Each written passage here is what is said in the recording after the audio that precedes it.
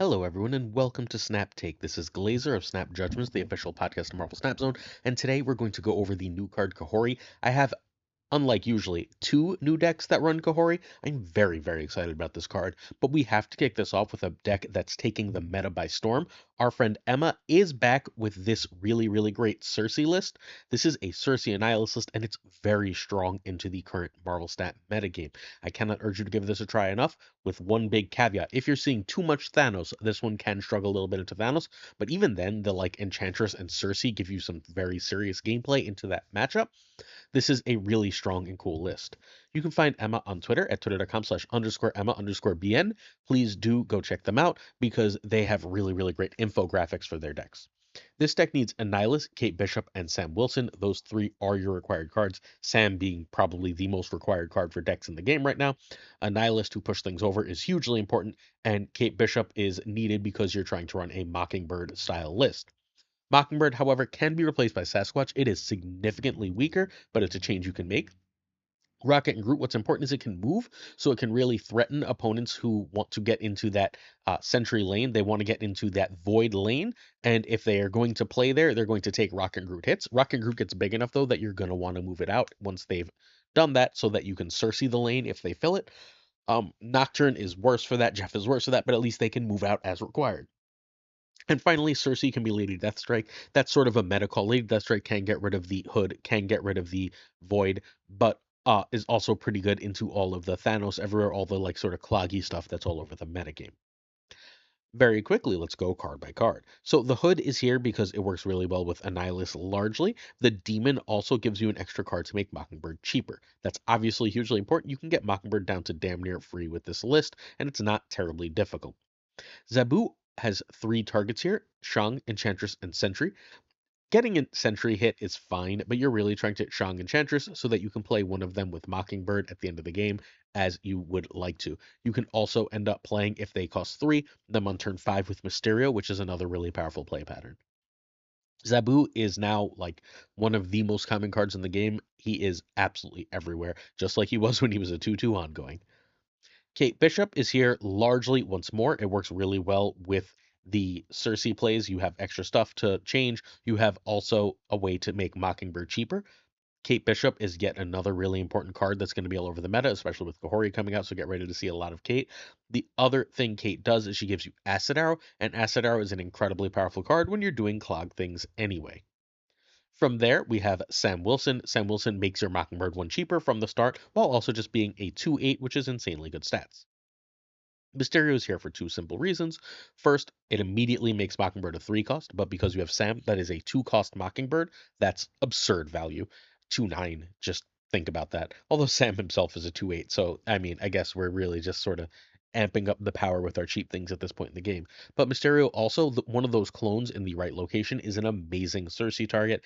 If there's a negative location and a location that has negative 1 power, negative 2 power, negative 3 power, as the case may be, or a whatchamacallit, the one that gives -1 after each turn, Annihilus can send over one of the clones. All of these things are, again, obviously extremely strong plays. Rocket and Groot is help controlling where your opponents play cards. We discussed this on the last slide, but Rocket and Groot tells your opponent not to play in a lane. You want to play Rocket and Groot right if you can, so that when you Sentry, if they want to fill that lane to not get the Void, they're going to have to take a bunch of negative power. Shang and Enchantress are your late game. They're trying to go over the top. There is a lot of ongoing now. I don't think that's going to go away once Kahori comes out. I think ongoing is still going to be a threat. I think Kahori is going to make cards like Shang-Chi so tall that you are cards like Sebastian Shaw so tall that you are going to want Shang-Chi. Sentry is the reason you're running Annihilus and Cersei here. It is incredibly strong to send the opponent a -9. It's usually a lane winner. Plus, Cersei turns that into a 4/9 that gives you a free 5-drop, which is really, really strong. And then all of those cards that you hit by Cersei also make Mockingbird cheaper, which is once more a very powerful play, leading you to very strong endgame situations. Although Mockingbird could come out far earlier, as early as turn 3 in this list. All right, so this is currently the rank 17 list. It peaked, as far as I'm aware, at rank 10, and it had an 80% win rate at that point in about 20 games. The win rate has come down, but this is still a really, really successful deck in the current meta. Turn 1, you want Zabu over Hood. Turn 2, Mysterio. If you can Mockingbird, feel free to just get that out and not have to deal with any BS. Make sure you don't play Mockingbird right if you can avoid it. I also like to keep Mockingbird at 9 power, so I'm not dropping an early Shang turn. That's better than Sam. Sam gets to 8 power if played on either turn 2 or turn 3, which is a very worth knowing thing. Hilariously, in Scream matchups, and Scream is all over the place right now, you can move that shield all you want, and then you can just casually send it over as a negative whatever power card, which is really nice. Kate Bishop, again, is your backup plan here. On turn 2, it's a perfectly fine play, gives you things to make Mockingbird cheaper and potentially an acid arrow. Rocket and Groot, preferably right on turn 3, is better than a 2-drop. Remember, this is the last turn to get Sam up. If you have um if you have Mockingbird and don't have you have Mockingbird, you don't have Sentry. This is a really good turn to play Mysterio because then you can get your Mockingbird down to a 2 and you can play that with like a Kate Bishop, that with a Sam on turn 4, which is really nice. Sentry is your main play on turn 4. Sentry, if you have Annie or Cersei, is a snap. You can also go 2+2, Mockingbird +2. Mockingbird as she fits from here on out. Turn 5, you want Annie or Cersei, and if you don't have everything set up, you can go Mysterios plus Arrows plus Demon to try and get yourself a nice free Mockingbird, and then you can go Annie or Cersei the turn after to really amplify that. If you can go Mockingbird and Cersei at the end of the game, you're usually going to win that game, obviously prone to Cersei variants. You can also, just at the end of the game, especially if you Annie or Cersei on 5, go Mockingbird with either Shang or Enchantress, or you can play the Mysterio with that Shang or Enchantress on turn 5. All of that works out totally frickin' fine. Stellar list. Props to Emma for coming up with it. Welcome back to the meta and Nihilist. Get used to seeing this. I don't think it's going anywhere, especially because, like, while this isn't amazing against Thanos, right? Like, it can beat Thanos, but what it is amazing against is all the decks that counter Thanos. If you hit the right Enchantress, you can, or the right Shank, you can still beat Thanos, right? But a lot of the clog that's everywhere, a lot of the like I'm gonna make your stuff have negative power affliction stuff that's floating around is really, really heavily countered by this list, and you should enjoy rolling that for extra cubes. Before we get to our main subject of the day, please hit that sub button if you're willing. We do 7 days a week of Marvel Snap videos. This week we will have at least 8 videos. Actually, we're going to have at least 9 videos because we did a 2 video day on Sunday. So please hit that sub if you want the most Marvel Snap coverage, the most consistent deck coverage. We're going to do a big bundle guide later this week. We've got a tournament breakdown of the top 2 decks coming out for you. We've got so much great Marvel Snap content. Please hit that sub button if you're willing. We are only like 80 subs as of this recording from 20,000. Help us get there. Thank you. We're also giving away a Captain Carter this week. We have now given away, I don't know, like 7 or 8 of this card already. We're giving away 1 a week for the rest of the season. All you have to do is hit that sub, like, and then later this video, I'm going to tell you what comment to leave. One person who comments will be winning that card. Basically, an entry is that right comment. All right, Kahori is the card that comes out today. She is a 4/6, and I think she's immediately going to be one of the best cards on Marvel Snap. On reveal, each card in your hand gives one of your cards in play +1 power. You fundamentally, unless something goes silly wrong, almost always have 3 or 4 cards in hand. That makes her a 4/10, and her buffs are never wasted. She's always hitting things on the board. So what we need to do is we need to figure out what we want to hit on the board and how we want to play this card. I've got quite a few ideas. I ended up making like 5 or 6 decks with this and tossed it around a bunch of top players before I ended up deciding that this is the one I was going to want to cover for today. We also have another one coming. I think this card is absolutely incredible. That doesn't mean you should open for it. I want to be perfectly clear. You should still wait out the week. Last month, everyone thought Fire Hair was going to be nuts. When's the last time you saw Fire Hair, right? There's no guarantee that thinking a card is good means it's actually good, so please wait until at least Friday. We're going to re-review this card and update you on the best decks for it every single day up until either Sunday or Monday when we do a last chance review of it. So please make sure you keep checking back before you open for this card, especially if you are at all limited on resources. Kahori does come with 2 other cards. I think you can fairly safely just open for the card, even if it's mediocre, if you need Hydra Bob. Hydra Bob is largely in Scream decks, but 1/4 with no real downside once you learn to play him is still a very strong card, and one that would really benefit you as part of your collection. Call Obsidian is kind of a nothing burger of a card right now. The change to Sam Wilson really, really hurt this card. Even the current Scar decks aren't really running Call. They don't want to run enough ones to make it worthwhile. So I'm not sure if Call Obsidian has any value right now. It's also a Series 4 card that you can get later. If Nightmare's ability doesn't change, Nightmare is a 2/2 coming out in June. That's not soon, which means there's plenty of time for its ability to change. It redoes the um, abilities of all your cards in hand, it basically says the card keeps the same stats, right? But it gets the ability of another card of the same cost. Cull Obsidian could be really good with that combo, but like at that point you could also run Crossbones. I don't know. I'm just not sold on where Cull is right now. Even modern Thanos decks aren't running him, so I think he's kind of mid. But Hydra Bob is great, and this Kahori is I think I'll be opening for it. All right. So this is the deck we're going to begin with. This is the Seasoned Passler. You should have seasoned. You should have seen this deck for quite a while last season. This was one of the top decks in the meta, and everyone just forgot how good it was. Now, I made two tweaks here. I cut Shang-Chi for Kahori, and then I cut Iron Patriot for Grandmaster. And you're going to go, why the hell are we not running Iron Patriot here? It seems so good with Kahori. That +1 power is very nice, right? I'm not going to deny that. But Grandmaster seems utterly insane in this list. So what Grandmaster offers you is early on, you can use Grandmaster to hit Zabu. If you've got two of your fours left in deck, getting either Galacta, Gwenpool, or Kahori for 2 power seems absurdly strong. Sorry, for 2 cost seems absurdly strong. Same thing for Images of Icon. Could you imagine a 2 cost Images of Icon? That seems, again, backbreakingly powerful, right? But later in the game, around turn 5, after you've played Kahori or Gwenpool on 4, you can then hit that with Grandmaster, giving you an extra +6 in your hand to Gwenpool, giving you an extra +5 or 6 on your board with Kahori. Plus, um, at that point, you can also icon off Kahori, giving your entire board +15, +20 power over the course of a game, which just seems incredibly, incredibly broken. I think Grandmaster is going to be amazing here. I'm so excited for this deck. We're going to go over every card. I couldn't wait to talk about Grandmaster, though. You can find me at twitch.tv/PulseGlazer. I will be streaming tonight around 8 p.m. Eastern. I'm going to play every Kahori deck I could find. Make sure you're there if you would like to see as many different Kahori shells as possible tested. And this is my take on a deck originally created by the great Derek, the current number 2 ranked player in Marvel Snap. This deck is going to need Gwenpool, not Galactic, Gwenpool, and Kate Bishop. I don't think you want. I think Kate is going to be absolutely incredible. Kate, much like she was always the partner for Victoria Hand, and there are going to be Victoria Hand lists. We'll probably end up covering one tomorrow. But much like Kate was always the partner for Victoria Hand, I think Kate is also going to always be the partner for Kahori, because getting those 2 cards that you can sort of play whenever with Kahori just does seem very strong. It gives you a reason to like play Kahori on turn 4, which is really nice, right? Like if you just have Kate in hand, you go Kate, Rocket, and Kahori, you're pretty damn happy with your big power buff on the board. Kahori and Galacta, I would go Ms. Marvel and then maybe Shangra Enchantress as my replacements. The reason you want Gwenpool, again, is you are running Grandmaster. If you're not running Grandmaster in your version, and some of the top players I spoke to that really, really like that really are impressed with Grandmaster.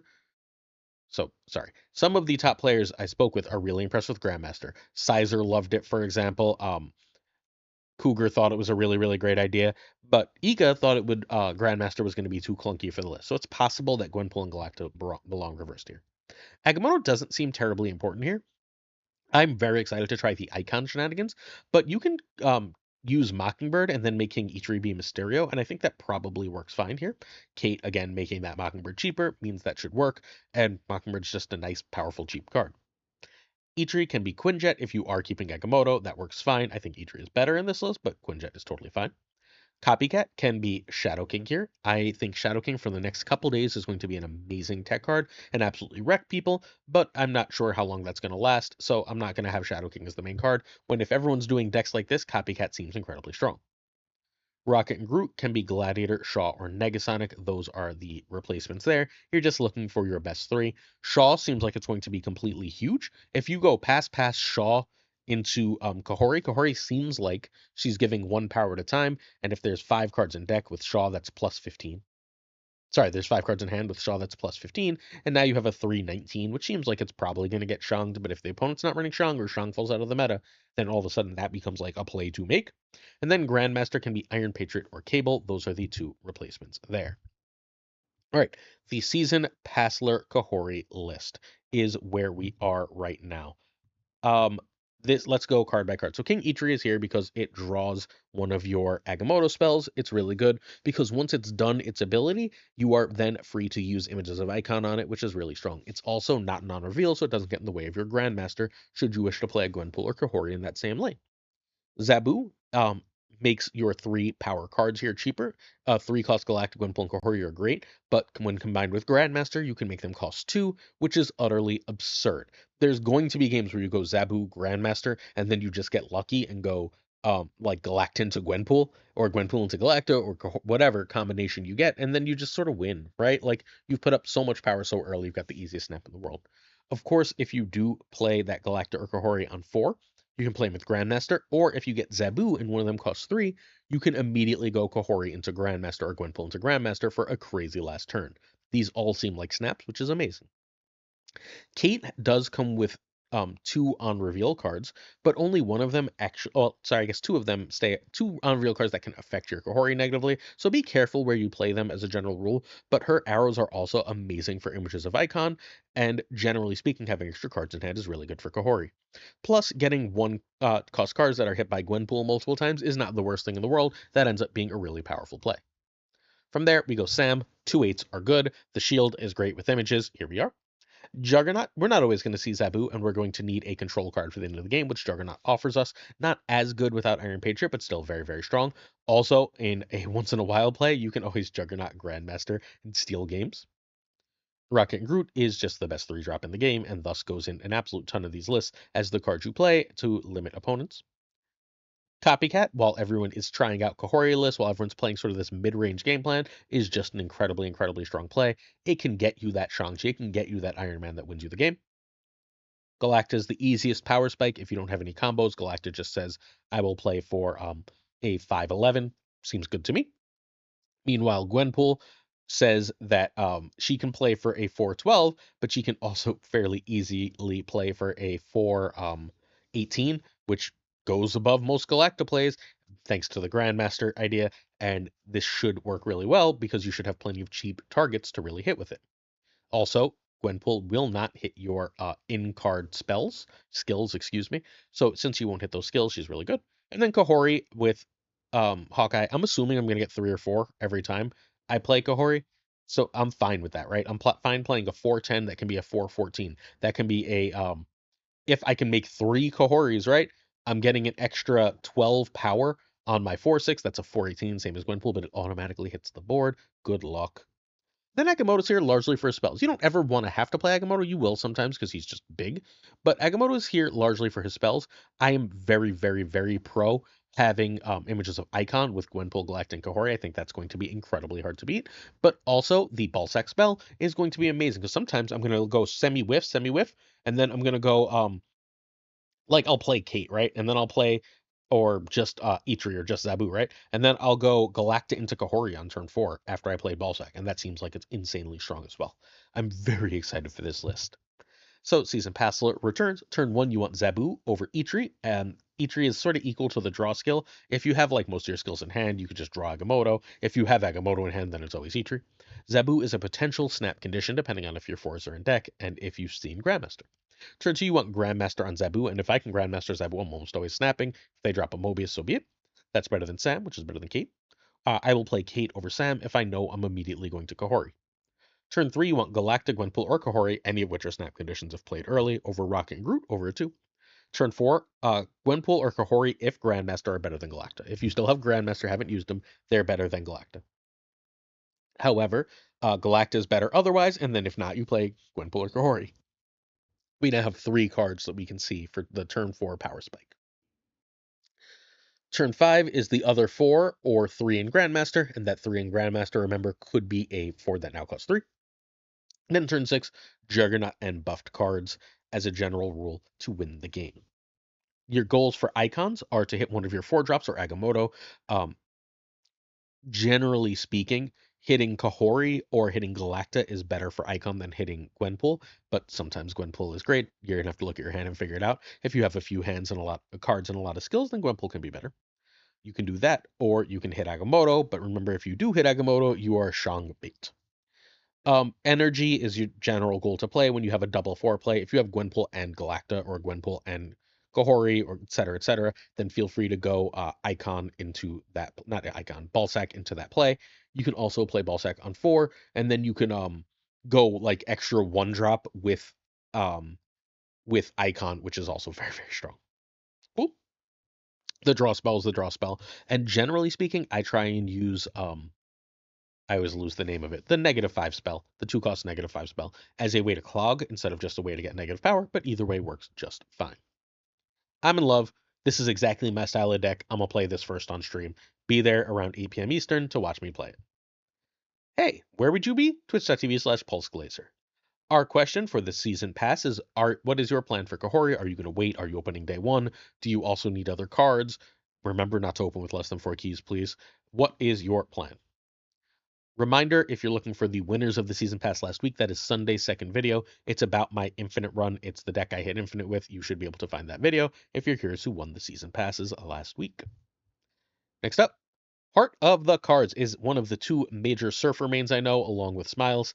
Heart of the Cards has been pushing a smaller Surfer going, while Smiles tends to go with 2 4 drops. So Heart of the Cards is climbing right now. He's in the top 30 with this Surfer list. It's been recently altered. We covered a version of this last week. We ended up losing Iron Patriot because the buff really does make him more awkward in Surfer. Adding Kate because you can often just have an extra energy to fit in one of the arrows, and then replacing Mobius for Sage. Personally, I think Mobius is like must have right now, but Sage is very, very powerful in this style of list. You can find Heart of the Card streaming at twitch.tv/Heart of the Card Snap. This deck needs only really Galacta. US Agent, Sam and Kate can be Iron Patriot, Forge, Mirage. You're just picking your good 2 drops here. Makari can be, you can throw in Okoye in if you're so inclined. Makari can be Hope, Fastos, or Luna. I know those are all high series cards, but Makari is how you avoid having to have a ramp card because that extra 3 is the extra 3 you would get from ramping. Copycat, Sage, and Rock and Groot are basically power cards. Mobius is the only non-power replacement. Otherwise, you want Shaw and Negasonic, a card that will play for more stats than it is. This is a fine Gladiator spot. And then Red Guardian can just be a nice, simple rogue. I went with this list and I spoke to Smiles a bit. I told you the other Surfer main, and we talked about how to make this a Kahori deck.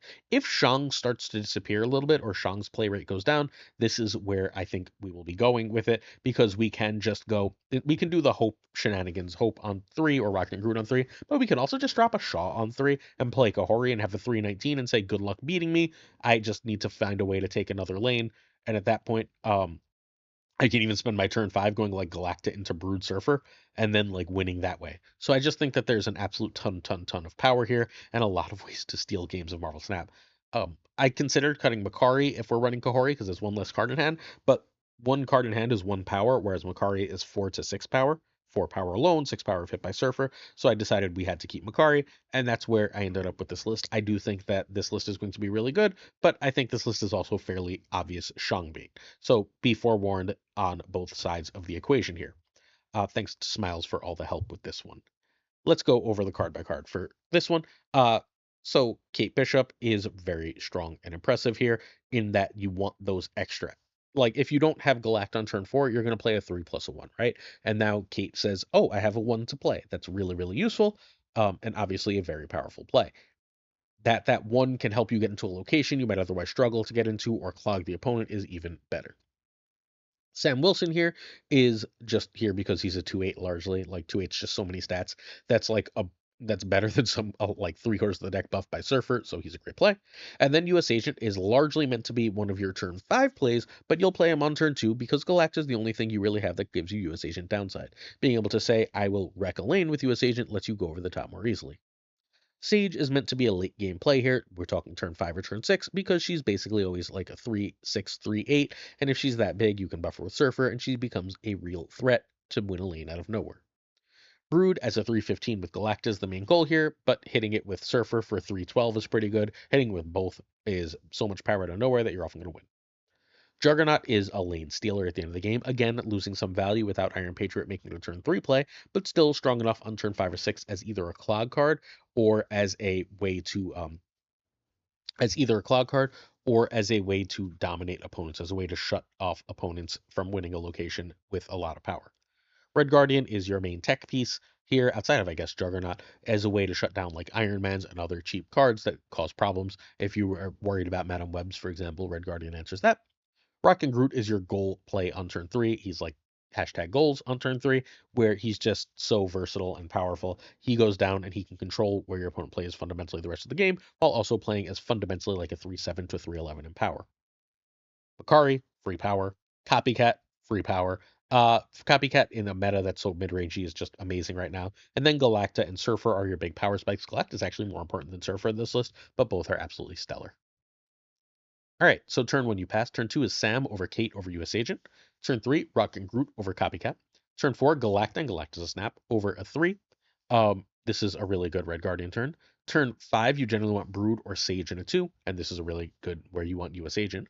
And then turn 6, Juggernaut, Sage or Brood, and Surfer. You really want to get a powerful 3 out on 5 and a powerful 3 out on 6, or you can go Jug and Surfer on 6. You do not need Surfer. You can go Jug and Sage or Jug and Brood if you have Galacta. Juggernaut allows you to win a lane on the cheap. Love this list. Please do go check it out. I think Hearts Surfer is so strong and so freaking cool. Stream team. All right, so if you would like to see some gameplay before I get on, Prashant should be on at about 12 p.m. Eastern playing. Gregor should have a video up in a couple days with yesterday's decks as well. Next up, we have Glenn Negativity. Yeah, that Glenn. Glenn Jones, the lead designer of Marvel Snap, released this Mr. Negative deck on his Twitter, which he's been playing right now. And I think it's really cool. This is basically the standard ongoing list that we've all seen, but like, why not run Negative? Because Negative's only really bad with like Sam here. I guess Moonstone isn't thrilled and Spectrum isn't thrilled, right? But like, fine. You take a couple bad hits to have so much upside and to have so much snap equity that opponents will often run from you. You can find the creative list at twitter.com/Glenn_Jones_. Again, he's the lead designer of Marvel Snap. This deck needs Gore, Moonstone, Ravonna, and Sam. Those are your required cards. Goliath can be Dazzler here, and Captain Carter can be Super Skrull. All right, so Ant-Man is here because it's nice and big in any ongoing list. It's cheap. It's at least 5 power. It can give your Moonstone an extra 4 power, making that a 4/10. So it ends up being very strong, and it can be buffed by Spectrum. Goliath is just the cheapest power in the game. He's like a 2/8 in this style of list, again, being able to hit Moonstone and for massive power. Ravonna is arguably the key card here because Ravonna plus Moonstone operates like almost as a mini Mr. Negative and gives you 2 game-winning play patterns. Sam Wilson, 2/8, extra ongoing. Nice and simple. Really great for Goliath, really great for Spectrum, really great for your Iron Man lane. Mystique is ideally copying either Gore or Iron Man. With Moonstone on Ravonna, you can do that on the last turn. Cool. You can do it with Iron Man no matter what, right? But like with Moonstone, if you go Mystique under Moonstone, that's basically a lane win for double Iron Man. If you go or double Gore as the case may be, and then you have to win another lane with either the Iron Man or the Gore, and that seems really easy to do with Ravonna. Because you can just sort of avoid this until the end of the game, unless they Enchantress you early, you should be able to throw Prio too and make it really, really hard to beat you.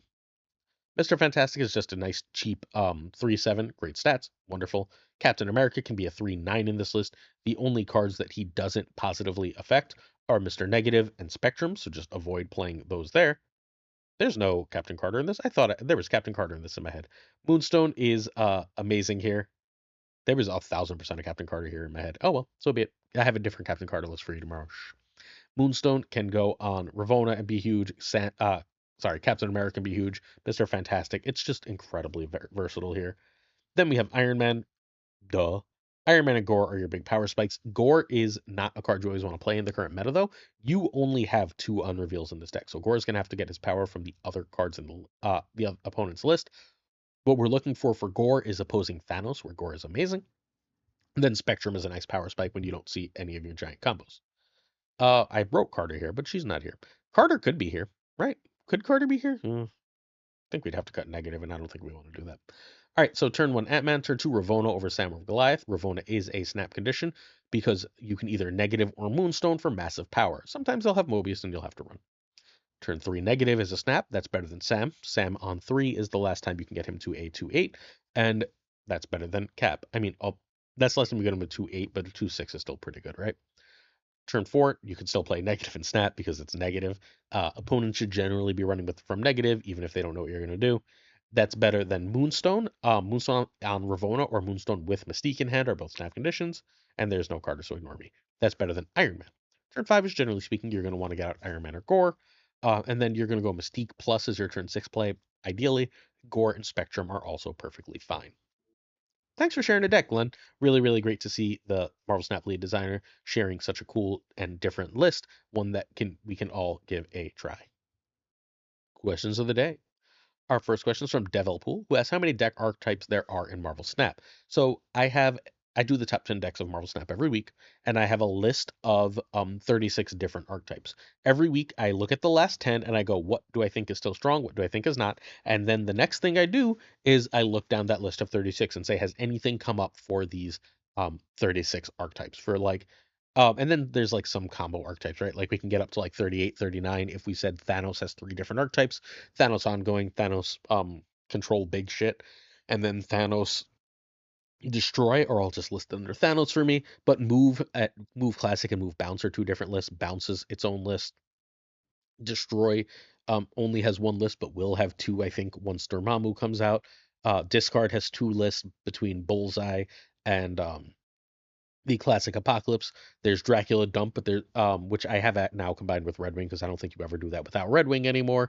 So like there end up being, to me, 36 different archetypes of Marvel Snap. If anyone would like to see that, let me know. I can do that as a $5 Patreon exclusive where we just go over all the different archetypes and I can explain why they are. There's a few I don't even have on the list that I included in my 36 because, like, Cerebro, I don't think has been meta in a million years, so I don't have Cerebro on the list, and I don't have something else that someone I showed someone the list. They were like, "You're missing this," and Cerebro, and I was like, "Yeah, those decks haven't been meta in 10,000 years, so I'm not really worried about them." A bunch of people, since I asked yesterday, asked what I did this weekend. So on Friday, I went to see the Minecraft movie with my son and his friend, and then some of my wife's friends. We had a nice time seeing Minecraft. We ate Happy Meals because there were Minecraft toys in them, and then we went to the movies and had a lovely time. Came home and watched a little Ted Lasso and passed out.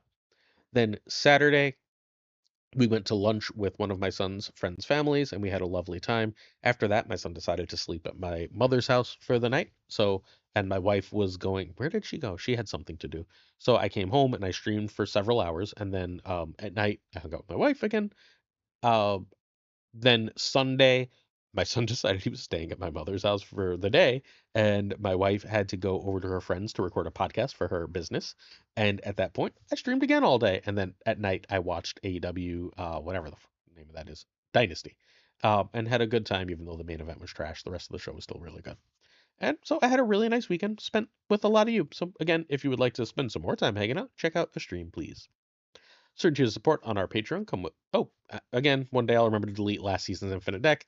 Uh, certain tiers of support on our Patreon come with honor thanks. I'm gonna go through these quickly because time is a wasting. Thank you to our patron of the month, Fat Nick. Then we've got Abigail Gilson, Mandatory Burnout, Irregardless, LAB, Inc., I am Frostman, Hota Navidate, Think Poker, Prime Brian, Ryan Burke, Ryan Wood, Characters Lee Quarry, Kazushi, Archangel 3K, Black Dahlia, Perafrost, The Goat Seeker, Hallowed, Only Fox, Synth, Absolute Shannon, Nightmare, Dirty Casual, Mr. Kerfuffle, Cables, Ginja Prime, Sup Ginge, Philip Rakovich, Philly, Haplo, Kenny Loggins of the Change Zone, The Biz Black Sheep is 23, Exorcy and Skippy Zero, Rhyming Friends, Jessica Campbell, Slush Death, King of Bros, Bro, The Great Kazoo, Werewolf, Capsudo, Lunarcrest, Climb, Colonel Foreman, Bricks to Click, Rob Silverman, M. Holland, David G. Wingfield, Stephen, Brian Kaufman, Tristan Martin, Jason B., Mr. Greg and Maddie V. Woo! Ren Wrench, Corbin, John Q, and Jimmy Q keep down. Yes, Stout, 8 Sage, 1 Big Man! Milkman for Reals, Cactus Jack, BG, Quid Pro Joe, Snapchat, Scissors Joe, Mod Supreme Models, who messaged me and I haven't seen it yet because I'm recording. Green Goblin, my favorite Osborne, Unibot, Flan, 56, The Fuzz Spectrum Mix, Hoot, Ocularis, Matt H, the only one we need, DJ Mikey, Hijinks, No Frickin' Flex, Nick Dogri Geek, Zodrex, the King of Canada! Den, Man Falcon, Fathor Newman Jonesy, Two Ties, the Great Loredez, the Pirate King Tucker, and of course Gunny T, where the T stands for I cannot wait to test this card. I will see you there, and I will have the best deck for my testing for you tomorrow. Much love. Peace.